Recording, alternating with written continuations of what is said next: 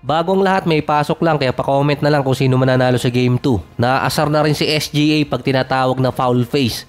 Nagbabalik na si Thanasis galing sa kanyang torn Achilles injury. Agad naman nagkaroon ng speculation na siya ang magiging sagot sa Milwaukee Bucks. Hindi para manalo ang Bucks kundi para hindi umalis si Giannis sa team at ituloy pa rin niya ang kanyang 12 taong run. Sa panibagong report, matutuwa na naman si Gerardo dahil base kay Zach Lowe. Nagkaroon kasi ng isang rumors doon na ang Clippers ang franchise na preferred destination ni Giannis. Naku po. Ang mga cities kasi na preferred market ni Giannis ay New York team, either Knicks or Nets, Miami at Los Angeles. Iba ang preferred sa frontrunner. Ang Clippers hindi makukonsider na frontrunner na team kay Giannis ngayon dahil sa draft capital na magiging available pa so far sa kanila sa 2030 hanggang 2032 kung may mundo pa nun. Wala na din kasing ipamimigay na player ang Clippers na magkaka-interest ng malaki ang Bucks para sa short-term rebuild or kaya sa win-now situation. Meron kasi ang Clippers na flexibility sa kanilang salary cap na makakakuha pa sila ng player na maidadagdag sa lineup pero hindi pang trade. Big market pa rin naman ang Clippers dahil nasa Los Angeles pero sila yung team na may malas na franchise kahit sinong ilagay na superstar.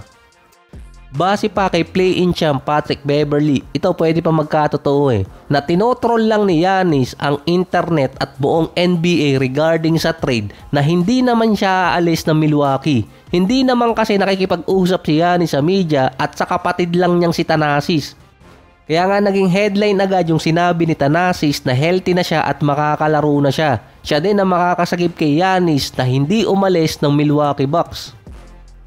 So hindi papatalo ang Lakers dyan sa mga rumors na i-connect pa rin talaga dahil walang no trade clause si Giannis panis siya kay Bradley Beal. Hindi niya makukontrol kung saan siya mapupunta. Base kay Eric Pincus sa start ng off-season, dun talaga magre-request ng trade si Giannis. Merong mga teams kasi ang hindi makakalaban ng trade at limited option ng Bucks kapag hindi pa nagsisimula yung free agency. May pagkakataon di umano ang Lakers na makuha si Giannis sa trade dahil walang control si Giannis kung saan siya mapupunta. Kumbaga hindi niya pwedeng pigilan katulad ng ginagawa ni Bradley Beal. Sa Golden State naman, ito na siguro yung reason kung bakit aalis talaga si Kuminga sa team kahit patapatan yung kontrata niya na medyo malabo atang matapatan yon kapag lumagpas ng 190 million. Sinabi kasi ni Steve Kerr na tricky si Kuminga. Gusto niya ng malaking role sa team at maglaro. Pero ang plano kasi ni Steve Kerr, win now situation at hindi si Kuminga ang tamang player na palaruin ng 38 minutes sa roster. Marirestrict ang Warriors sa tax apron kapag niretain nila si Kuminga na mayroong ganong kontrata. May age naman ang Golden State sa kahit anong team na mag-o-offer kay Kuminga dahil sila lang ang makakapagbigay ng 5 taong kontrata. At least si Kuminga secure ng 5 taon at retire na naman siguro nun si Steph, Butler at Draymond. Hindi nga lang basta-basta mariretain ng Golden State si Kuminga kung ang hihinging kontrata ay lalagpas ng 150 hanggang 190 pataas. Marirestrict ang Golden State sa tax apron kapag niretain nila. Dito naman papasok yung sign and trade na si Kuminga kailangan munang pumirma ng kontrata bago i-trade. Ang Bulls pa rin ang number 1 team na may interest sa kanya. Ang player na posibleng maging kapalit ni Kuminga si Nikola Vucevic. Pero magagamit pa kasi ng Bulls si Vucevic sa ibang trade para sa draft capital.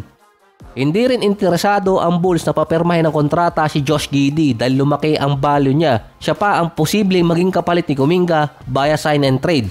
Posible din mapunta si Kuminga sa Brooklyn dahil sila yung merong malaking salary cap.